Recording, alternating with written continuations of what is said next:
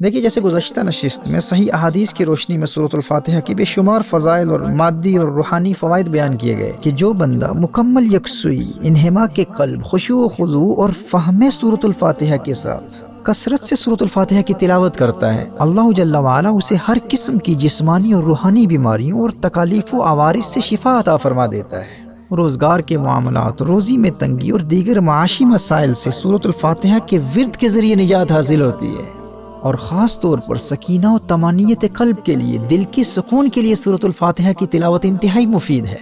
جب بھی دل میں بے چینی، اضطراب اور بے سکونی کی کیفیت محسوس کرو تو کثرت سے سورۃ الفاتحہ کی تلاوت کرو، اور پھر دیکھو سورۃ الفاتحہ کیسے تمہارے من میں چراغاں کر کے تمہارے دل کی ویران بستی کو آباد کر دیتی ہے۔ تمہیں سکون کی دولت نصیب ہوگی۔ یوں ہی اگر آپ کو لگتا ہے کہ لوگ آپ سے محبت نہیں کرتے، کوئی آپ کو پسند نہیں کرتا، سب نفرت کرتے ہیں، پیار کوئی نہیں کرتا، تو یاد رکھنا،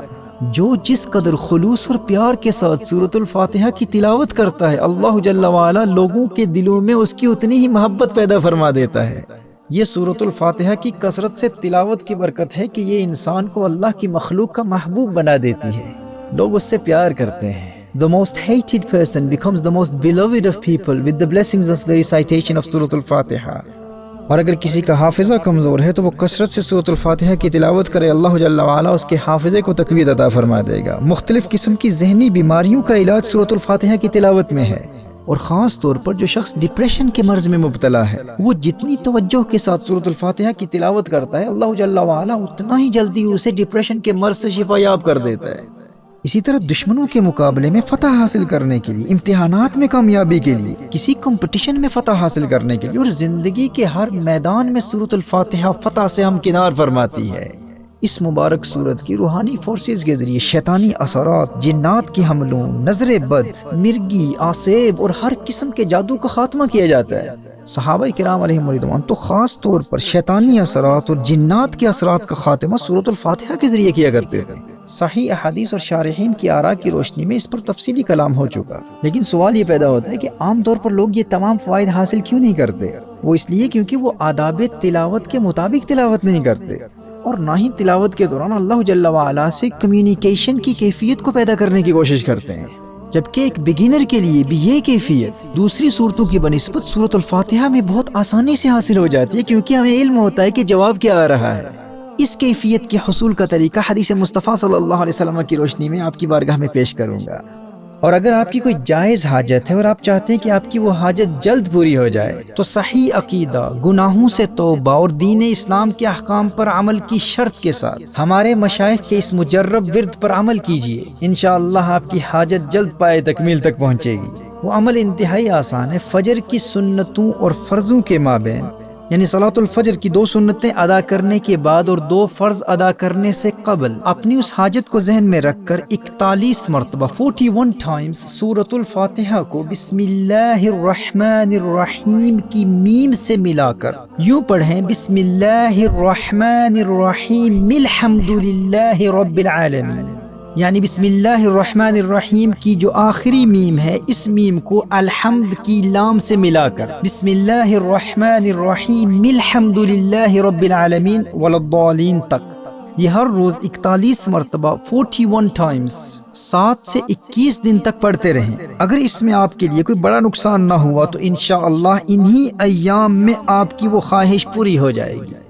So between the 2 sunnahs and 2 fard of Fajr, you recite Bismillah ar-Rahman ar-Rahim Alhamdulillahi Rabbil Alameen to the end of Surah Al-Fatiha 41 times, and this is done for 7 to 21 days. محترم احبہ، سورۃ الفاتحہ کی روحانی پاور کا اندازہ اس حدیث سے بھی لگایا جا سکتا ہے کہ امام ترمذی نے اور امام ابن حبان اور ابن خزیمہ دونوں نے اپنی صحیحین میں حضرت ابو ہریرہ رضی اللہ تعالیٰ عنہ کی روایت کو نقل کیا۔ نبی کریم صلی اللہ تعالیٰ علیہ وآلہ وسلم نے حضرت ابی بن کعب رضی اللہ تعالیٰ عنہ سے ارشاد فرمایا: أتحب أن أعلمك سورة لم ينزل في التوراة ولا في الإنجيل ولا في الزبور ولا في القرآن مثلها؟ تمہیں ایسی صورت نہ سکھاؤں جس جیسی صورت نہ تورات میں ہے، نہ انجیل میں ہے، نہ زبور میں ہے، اور نہ ہی قرآن میں اس جیسی کوئی صورت ہے؟ انہوں نے عرض کیا: نعم یا رسول اللہ صلی اللہ علیہ وآلہ وسلم، جی ارشاد فرمائیے یا رسول اللہ صلی اللہ علیہ وسلم۔ فقال رسول الله صلى الله عليه وسلم: كيف تقرأ في الصلاة؟ قال: فقرأ القرآن۔ فقال رسول اللہ صلی اللہ تعالی علیہ وآلہ وسلم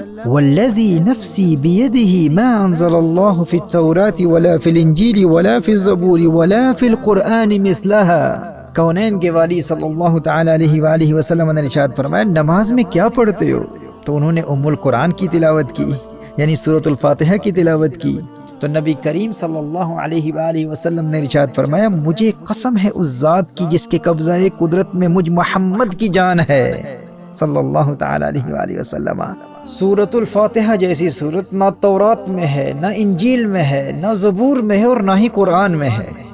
اللہ اکبر، سبحان اللہ۔ یہ وہ سورت ہے جو آپ سب کو ازبر ہے، ہم سب جانتے ہیں، نماز میں پڑھتے ہیں۔ اور یاد رکھنا میں نے یہ جو فوائد و منافع بیان کیے ہیں صحیح احادیث سے ثابت ہیں۔ صحیح بخاری کی حدیث سے حضرت ابو سعید خدری رضی اللہ تعالیٰ عنہ سے روایت ہے کہ ہم ایک مرتبہ ایک سفر پر تھے،